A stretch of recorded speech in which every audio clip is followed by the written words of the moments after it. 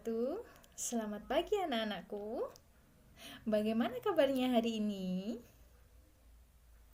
Alhamdulillah sehat kan?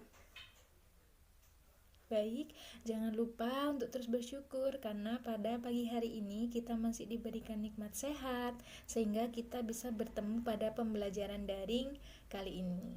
Jadi sebelum Bu Afina memulai untuk pembelajaran daring, mari kita mengucapkan basmalah bersama-sama. Bismillahirrohmanirrohim. Baik, saya ucapkan selamat datang. Selamat bahwa kalian sudah naik tingkat. Kalau kemarin kita bertemu di kelas 10, sekarang kita bertemu di kelas 11 dengan mata pelajaran yang sama. Jadi Bu Afina untuk tahun pelajaran ini di kelas 11 diamanahi untuk mengajarkan kebutuhan dasar manusia. Jadi melanjutkan di kelas 10. Nanti Insya Allah di kelas 12 pun kalian akan bertemu lagi dengan KDM. Jadi kalau KDM memang sudah ada di mulai kelas 10 sampai kelas 12. Jadi untuk kali ini yang mengajar Bu Afina lagi. Jadi jangan bosan-bosan.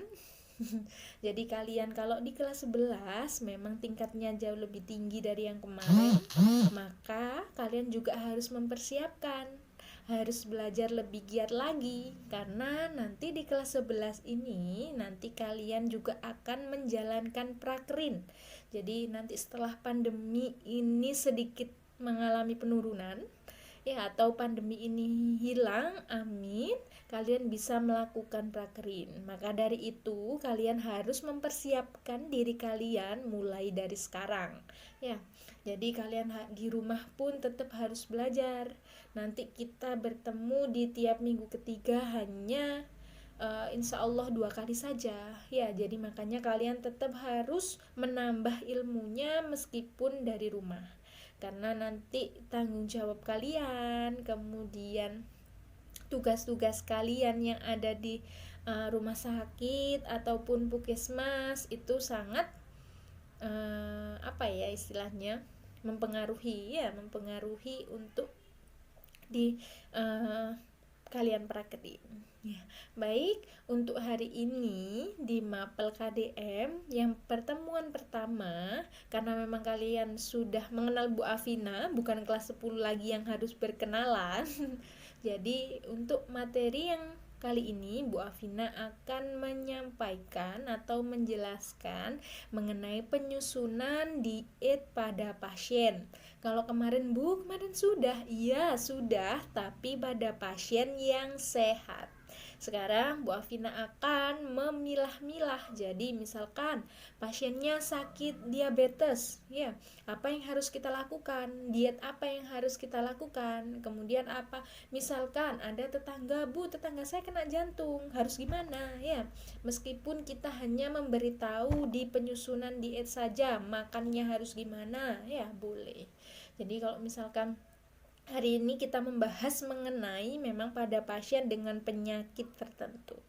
Jadi silahkan, Bu saya sudah punya bukunya, monggo silahkan dibaca. Jadi nanti ketika penjelasan Bu Afina ada yang kurang jelas, silahkan kalian langsung komen di bawah ini. Nanti Bu Afina langsung balas Jadi langsung komen, langsung Bu Afina nanti balas. Jadi Bu saya enggak paham Bu di slide yang ini, Bu ini maksudnya apa? Boleh silahkan Kemudian Bu Afina ada kontrak jadi selama pembelajaran daring, tiap pembelajaran daring Bu Afina usahakan kalian melihat video Bu Afina dari awal hingga akhir karena nanti entah di pertengahan atau di akhir video Bu Afina akan ada latihan soal atau tugas mandiri bahwa memang kalian sudah mengikuti pembelajaran daring pada pagi hari ini. Jadi tiap pertemuan nanti ada 1 atau 2 untuk mereview bahwa kalian memang benar-benar menyimak begitu. Jadi usahakan jangan sampai keluar sebelum video ini berakhir. Jadi tolong diingat, tiap pembelajaran Bu Afina kalian harus tetap memperhatikan menyimak ya video dari awal hingga akhir ya. Baik, Bu Afina tidak perlu berlama-lama, mari kita belajar bersama ya. Kita menyimak penjelasan dari Bu Afina. Langsung saja kita lihat slide-nya. Nah, baik, sekarang Bu Afina akan mulai ke pemateri yang pertama, yaitu untuk pertemuan yang kali ini untuk pemapel KDM, Bu Afina akan sedikit menjelaskan mengenai penyusunan diet pada pasien. Jadi kalau yang di kelas 10 kemarin pada pasien yang memang sehat, sekarang Bu Afina akan menjelaskan mengenai pasien yang memang dengan penyakit tertentu. Jadi kenapa sih kita perlu untuk tahu penyusunan diet pada pasien? Karena misalkan nanti kita dihadapi dengan pasien misalkan dengan penyakit diabetes mellitus, apa sih yang harus kita lakukan ya? Karena di rumah sakit pun memang untuk diet pun dia harus diatur. Jadi di rumah sakit itu memang ada ahli gizi yang khusus untuk mengatur diet pada pasien. Jadi memang kita harus mengetahui. Baik, saya lanjutkan. Nah, ini pengaturan diet khususnya yang pertama yaitu pada pasien diet diabetes mellitus. Nah, untuk diabetes mellitus ini biasanya orang sering memanggilnya itu kayak kencing manis ya. Jadi memang diet khusus yang diberikan kepada penderita diabetes mellitus. Jadi diabetes mellitus ini biasanya memang seseorang tersebut mengalami peningkatan kadar gula atau gula darah di dalam tubuhnya. Jadi di dalam darahnya dia memiliki kadar gula yang tinggi atau glukosa yang tinggi. Jadi Bu, kenapa kalau misalkan pada orang sehat kok gula darahnya seimbang-seimbang saja gitu kan ya? Jadi kita yang sehat memang insulin itu kan diproduksi di pankreas. Jadi pankreas kita memproduksi insulin, dan pada orang sehat insulin akan bekerja untuk menyeimbangkan atau mengatur kadar gula darah di dalam tubuh kita. Jadi ketika pada pasien yang mengalami DM biasanya memang dia ada permasalahan di insulinnya. Jadi insulin itu adalah tugasnya dia untuk mengatur kadar glukosa atau kadar gula darah di dalam tubuh kita. Jadi DM sendiri itu ada tipe-tipenya ya. Jadi DM bukan hanya DM saja, kan kita juga banyak yang mengetahui ya, di DM karena dia memang keturunan atau DM karena memang dia karena pola makan. Nah, itu adalah tipe-tipenya. Jadi tipe DM itu ada 3 ya. Yang pertama ada DM tipe 1. Jadi kalau DM tipe 1 dia itu memang ada riwayat genetik atau keturunan. Jadi dia biasanya pasien tersebut itu sudah produksi hormon insulinnya dia sudah tidak bisa bekerja secara maksimal. Jadi ibaratnya produksi insulinnya dia tidak bisa memproduksi lagi kalau pada pasien-pasien yang mengalami DM tipe 1. Kalau DM tipe 2 bagaimana? Ada yang tahu? Kalau DM tipe 2 itu biasanya pasien-pasien yang karena pola makan. Ya, karena pola makannya dia tidak sehat, kemudian dia banyak mengkonsumsi makanan yang banyak mengandung gula, itu biasanya DM tipe 2. Jadi Bu, kenapa Bu? Biasanya ada DM yang harus dia disuntik insulin. Nah, itu biasanya memang DM dia karena produksi insulinnya dia tidak bisa mengatur, makanya dia perlu diberikan suntik insulin. Jadi makanya kenapa kalau orang DM biasanya sebelum makan ya atau sebelum tidur itu biasanya dia diberikan suntik insulin gitu. Kemudian yang kedua kita yang akan bahas adalah diet pada orang yang sakit jantung. Ya, jadi memang khusus ya, diet khusus yang diberikan kepada penderita penyakit jantung. Kemudian ada diet pasca bedah, jadi diet yang diberikan pada pasien-pasien yang setelah menjalani pembedahan. Kemudian yang keempat ada diet saluran cerna. Ini biasanya diet khusus yang diberikan pada pasien-pasien yang memiliki gangguan di lambung ya. Kemudian ada diet rendah garam. Jadi diet khusus untuk mengurangi keseimbangan asupan garam. Ya, biasanya memang garam dapur atau biasa kalau nama ilmiahnya adalah natrium klorida. Kemudian ada diet Goodactitis. Jadi diet ini merupakan salah satu ya biasanya yang sering kita sebut yaitu asam urat. Jadi kita untuk mencegah dari pengaturan diet kepada pasien yang mengalami penyakit asam urat. Kemudian diet tinggi kalori, tinggi protein. Ini biasanya di rumah sakit bisa disingkat dengan diet TKTP. Jadi kalau misalkan nanti dietnya pasien tertulis di statusnya diet TKTP, berarti tinggi kalori, tinggi protein gitu. Jadi perlu kalian pahami untuk pengaturan diet khusus pada pasien-pasien yang sudah saya jelaskan di bawah ini adalah memang dia jenis makanannya bisa dikombinasikan. Jadi bisa dengan makanan biasa atau makanan lunak. Jadi kalau makanan biasa berarti dia masih mampu mengkonsumsi makanan sebagaimana mestinya.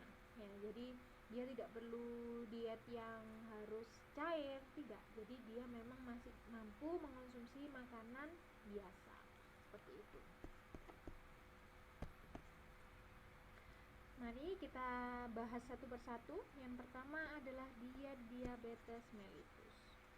Nah, pengaturan diet khusus ya untuk penyakit diabetes mellitus. Nah, yang pertama, apa sih itu diabetes? Ya, jadi diabetes adalah kumpulan gejala yang timbul akibat peningkatan kadar gula darah. Jadi, kalau orang normal itu dia bisa karena produksi insulinnya dia bagus, makanya dia masih mampu menyeimbangkan kadar gula darah di dalam tubuh kita. Jadi ada beberapa memang yang dia punya gangguan DM dan insulinnya dia tidak bisa berfungsi secara efektif, makanya dia perlu diberikan suntik tambahan yaitu suntik insulin gitu. Kemudian tujuannya apa sih kita harus diet diabetes mellitus? Yang pertama ada memperbaiki konsumsi makanan dan olahraga. Jadi perlunya di sini kita harus mencegah atau memperbaiki konsumsi yang kurang sehat yang kita konsumsi pada makanan agar kita bisa lebih sehat lagi dan mencegah terjadinya komplikasi. Jadi setelah kita menderita diabetes, setidaknya kita jangan sampai jatuh pada penyakit lain. Jadi biar tidak mencegah terjadinya komplikasi. Kemudian apa saja sih makanan-makanan yang dianjurkan untuk diet diabetes mellitus? Yang pertama ada energi 90 sampai 125%. Kemudian karbohidrat 60 sampai 70%. Kemudian protein 10 sampai 15%, kemudian lemak 20 sampai 25%, kemudian serat larut air, buah dan sayur. Jadi makanan yang dianjurkan tersebut memang komposisinya yang paling banyak adalah di energi ya. Di energi. Kemudian untuk di karbohidrat, jadi kita harus tetap membatasi ya. Jadi kalau di karbohidrat biasanya untuk pasien-pasien yang memang kadar gulanya tinggi diharapkan untuk konsumsi gula itu harap dikurangi. Jadi misalkan kalau di nasi putih itu kan banyak mengandung gula, jadi biasanya dikurangi, bisa diganti dengan makan makanan misalkan gandum atau kentang atau telur boleh ya. Jadi memang untuk pasien-pasien tersebut dia dikurangi untuk konsumsi gula. Kemudian makanan yang tidak dianjurkan, jadi pembatasan konsumsi gula itu harus dibatasi. Jadi untuk mencegah terjadinya komplikasi tersebut. Baik, kalau tadi Bu Afina sudah menjelaskan yang pertama adalah pasien dengan diabetes mellitus. Nah, yang kedua Bu Afina akan menjelaskan pada pasien dengan diet jantung. Jadi kalau jantung memang adalah salah satu organ vital ya. Jadi kebanyakan orang memang meninggal dunia karena adanya penyakit tersebut. Jadi makanya perlunya kita untuk bisa mengetahui diet apa saja yang bisa dianjurkan pada pasien yang memang mengalami penyakit jantung. Jadi jantung adalah proses akibat berkelanjutan di mana jantung kehilangan kemampuan untuk menjalankan fungsinya. Jadi kalau di sini poin yang harus kita ketahui adalah yaitu kita tidak boleh memperberat kerja jantung. Karena apabila jantung tersebut mengalami penyumbatan atau dia mengalami kerusakan, maka dia tidak akan bisa atau mempengaruhi organ yang lainnya. Kemudian tujuannya apa? Pasti yang paling penting adalah tidak memberatkan kerja jantung. Kemudian yang kedua adalah menurunkan berat badan. Jadi pada pasien-pasien dengan penyakit jantung yang mengalami obesitas diharapkan dia bisa melakukan diet jantung, misalkan olahraga atau makan makanan yang memang tidak dianjurkan. Kemudian makan makanan yang tidak dianjurkan harap dihindari ya, jangan malah dimakan ya, tidak boleh. Kemudian yang ketiga adalah mencegah dan menurunkan penimbunan garam dan air. Kemudian makanan apa sih Bu yang dianjurkan pada pasien diet jantung? Yang pertama ada cukup energi, kemudian yang kedua ada rendah protein dan lemak. Jadi pada pasien dengan diet jantung diharapkan tidak mengkonsumsi lemak yang tinggi. Jadi tolong dihindari makan makanan yang daging yang berlemak ataupun ayam yang ada kulitnya ya. Jadi diharapkan itu dihindari. Kalau misalkan pengen makan daging boleh, tapi daging tanpa lemak atau ayam tanpa kulit boleh. Kemudian cukup vitamin dan mineral, kemudian rendah garam, ini untuk khusus pasien-pasien yang mengalami hipertensi. Kemudian makanan yang mudah dicerna dan makanan yang tidak menimbulkan gas. Kemudian yang terakhir ada makanan yang tidak dianjurkan ya. Jadi makanan yang tidak dianjurkan apa saja? Yang pertama ada makanan yang mengandung minyak berlebih. Jadi diharapkan pada pasien diet jantung bisa mengkonsumsi makanan yang direbus atau dikukus boleh. Ya, kemudian yang kedua adalah porsi besar. Ini dijauhi ya, tidak dianjurkan ya. Karena pada pasien diet jantung diharapkan biasanya porsi kecil tapi sering. Kemudian bahan makanan yang digoreng tidak boleh. Nah, ini tadi adalah penjelasan mengenai diet jantung. Dari diet jantung intinya satu, kita tidak boleh memperberat kerja jantung. Intinya seperti itu. Kemudian yang terakhir, yang ketiga ada diet pasca bedah. Apa sih pasca bedah? Jadi diet yang dilakukan setelah si pasien melakukan pembedahan ya, untuk mencegah terjadinya komplikasi. Ini yang harus kalian pahami karena memang ini terjadi banyak pro kontra di masyarakat, orang awam yang tidak mengetahui ya. Tujuannya untuk apa? Yaitu yang pertama membantu mengembalikan status gizi, karena memang pada orang yang pembedahan atau sebelum melakukan operasi memang biasanya dianjurkan untuk puasa terlebih dahulu. Jadi pada pasien pasca bedah diharapkan kita bisa mencapai atau memenuhi kebutuhan gizi yang memang sudah tidak terpenuhi atau belum terpenuhi. Kemudian yang kedua ada mempercepat proses penyembuhan, pasti ya. Penyembuhan dari bekas operasi atau lukanya itu biar terjadi pertumbuhan jaringannya jauh lebih cepat. Kemudian meningkatkan daya tahan tubuh, pasti. Kemudian makanan apa yang dianjurkan? Ada yang tahu? Ada yang tahu anak-anak? Bagus ya. Jadi untuk diet pasca bedah, makanan yang dianjurkan adalah makan makanan yang tinggi protein ya. Jadi di sini banyak orang awam yang salah paham. Jadi harusnya orang yang selesai melakukan operasi atau pembedahan diharapkan dia banyak mengkonsumsi yang tinggi protein ya.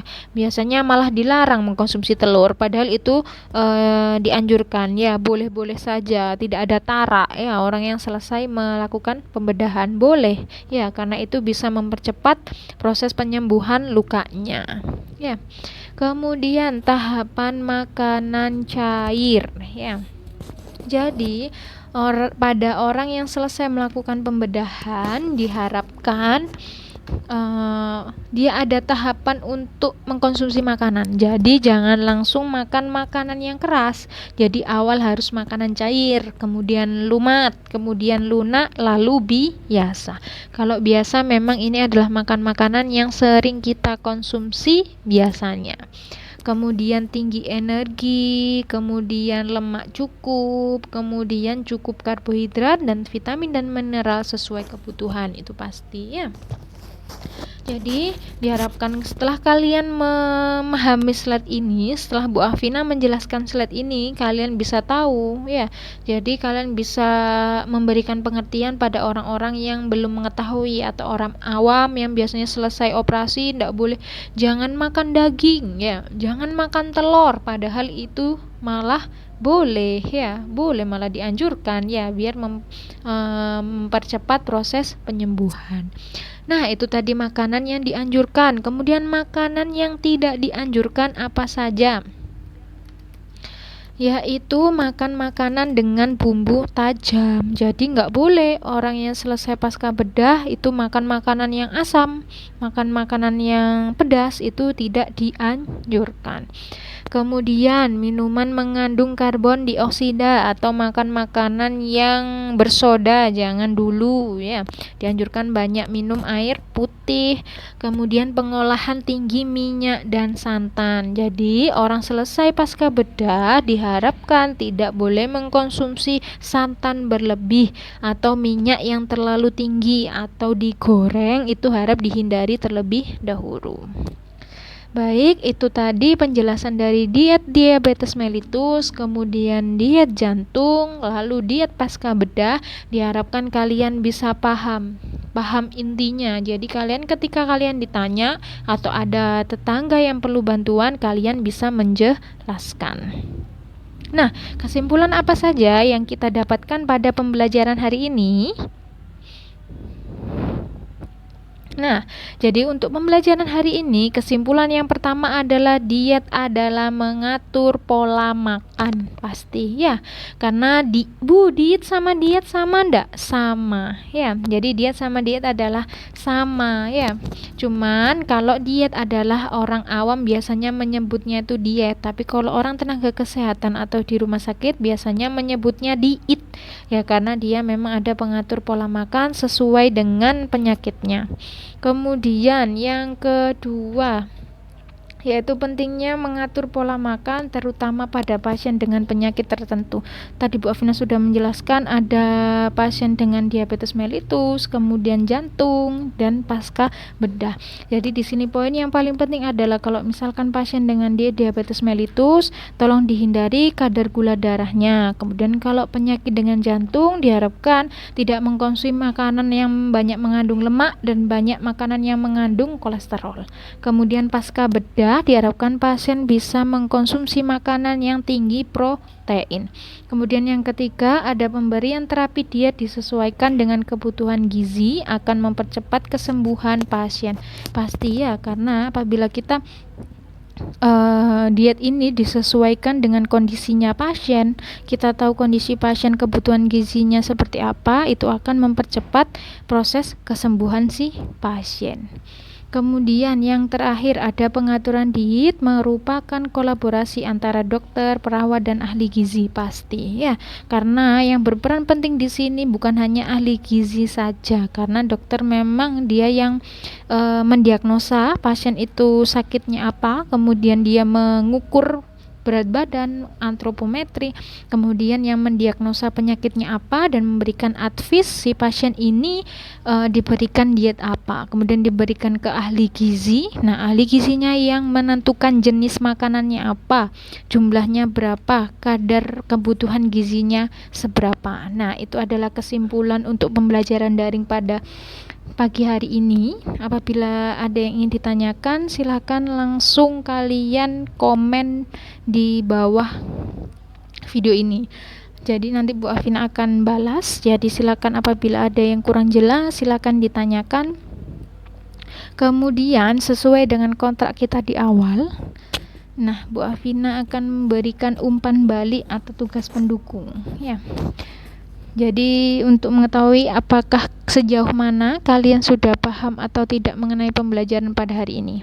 Ya, yang pertama yaitu menurut kalian boleh nggak sih pasien pasca bedah mengkonsumsi buah, sayur, makanan tinggi protein termasuk telur? Ya, boleh atau tidak ya. Kemudian yang kedua, sebutkan tipe diabetes mellitus dan jelaskan penyebab serta penanganannya. Jadi Bu Afina tadi sudah sedikit menyinggung, nanti silakan kalian bisa menulis di buku tulis atau di HP, bisa screenshot. Di buku tulis silahkan kalian bisa foto, nanti hasil dari tugas kalian langsung kalian kirim di link absensi yang sudah Bu Afina sediakan di kolom describe. Kemudian kita sampai ketemu lagi di materi berikutnya, yaitu kita akan membahas mengenai diet saluran cerna, diet rendah garam, kemudian diet gut arthritis, dan diet TKTP, yaitu tinggi kalori dan tinggi protein. Kalian bisa baca dulu di buku paket kalian masing-masing. Nah, untuk materi selanjutnya kita akan bertemu di hari Selasa besok ya. Jadi sebelum kita bertemu di materi pembelajaran selanjutnya, kalian bisa baca-baca dulu di buku kalian ya. Cukup sekian. Nanti apabila ada pertanyaan silahkan kalian komen atau tanya langsung ke Bu Afina, silakan. Sampai ketemu di materi selanjutnya.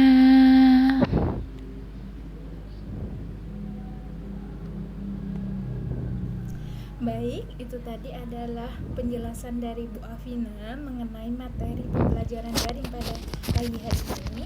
Nanti ketika pembelajaran ini masih berlangsung, jadi kalian bisa komen di bawah ini. Jadi misalkan kalian ada yang kurang paham, silahkan kalian komen, nanti Bu Afina akan balas. Jadi nanti silahkan kalian untuk setiap pembelajaran, jadi tiap pembelajaran Bu Afina, jadi Bu Afina ada kontrak ya. Jadi kalian harus simak video Bu Afina dari awal hingga akhir, karena nanti entah di pertengahan video atau di akhir video Bu Afina akan memberikan umpan balik. Jadi entah itu soal, entah itu latihan, atau entah tugas mandiri, nanti Bu Afina akan sampaikan di pertengahan atau di akhir video. Begitu. Jadi usahakan kalian tidak boleh keluar sebelum video ini selesai. Begitu. Jadi silahkan kalian bisa komen mulai dari sekarang apabila kalian kurang jelas mengenai penjelasan dari Bu Afina. Jadi itu tadi adalah sedikit penjelasan dari Bu Afina mengenai penyusunan diet pada pasien dengan penyakit tertentu. Jadi kurang lebihnya nanti kita lanjutkan di pertemuan berikutnya untuk penyakit yang lain. Jadi saya harap kalian bisa paham dari 3 penyakit yang memang sudah Bu Afina sampaikan hari ini. Baik, kurang lebihnya Bu Afina mohon maaf. Jangan lupa untuk dikerjakan tugas mandirinya, umpan baliknya. Bu Afina tunggu ya tugasnya. Tidak boleh lebih dari hari ini. Kalau memang lebih dari hari ini, maka Bu Afina anggap bahwa kalian tidak mengerjakan. Jadi tugasnya boleh ditulis di buku tulis. Ya, jadi boleh ditulis di buku tulis. Oh iya, ada 2 poin di tiap pembelajaran Bu Afina yang harus kalian penuhi. Jadi di kolom describe ada link untuk absen. Jadi kalian silahkan klik di situ link untuk absen, yaitu nama, kemudian kelas, kemudian materi pembahasan hari ini apa, kemudian bukti materi pembahasan. Jadi kalian screenshot. Jadi screenshot video Bu Afina ini bahwa bukti bahwa kalian memang sudah menyimaknya atau menontonnya.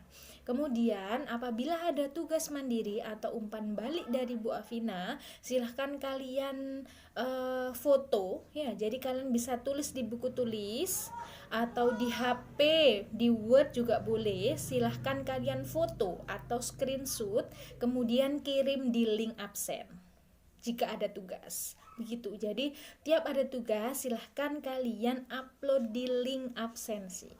Jadi ketika insya Allah di tiap pembelajaran nanti Bu Afina akan menyebutkan ya pukul berapa terakhir kalian mengumpulkan. Jadi untuk hari ini Bu Afina tunggu sampai pukul 12 siang. Ya, jadi sampai pukul 12 siang Bu Afina tunggu tugasnya. Ya, jangan sampai kalian tidak mengerjakan. Bu Afina tunggu.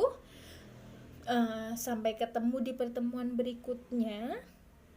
Sampai jumpa ya, sampai jumpa di minggu depan. Nah, atau minggu ini kita masih ketemu lagi ya. Ya, saya ucapkan mohon maaf apabila ada salah kata. Wassalamualaikum warahmatullahi wabarakatuh. Bye.